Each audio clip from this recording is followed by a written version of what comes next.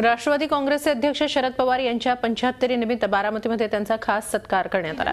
बारामतीच्या एन्व्हायरमेंटल फोरमच्या वतीनं आयोजित या अमृत महोत्सवी सोहळ्याला पवार कुटुंबीय देखील उपस्थित होते।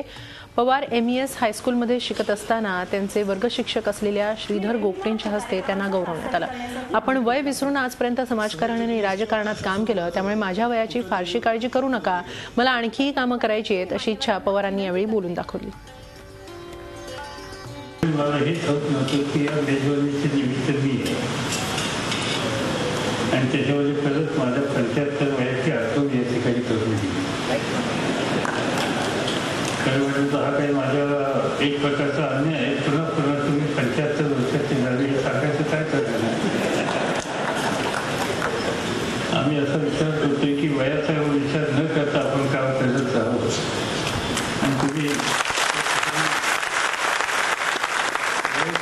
करून देता काही हरकत आहे, पण मलाही खूप असं वाटतं की 75 ही गोष्ट आपल्याला म्हणालाच होत असते, पण मी 75 पोहोचतो की तो सिंगल मी मान्य करायला तयार नाही। दिवस अजून आहे आणि त्या दिवसाला नगर पिढीतल्या लोकांना बरोबर घेऊन आपल्याला पुढे जायचं आहे।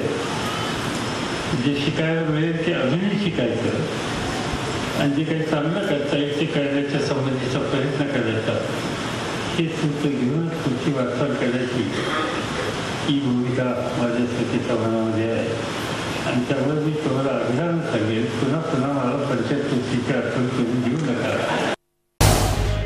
झी 24 तास रहा एक पाऊल पुढे।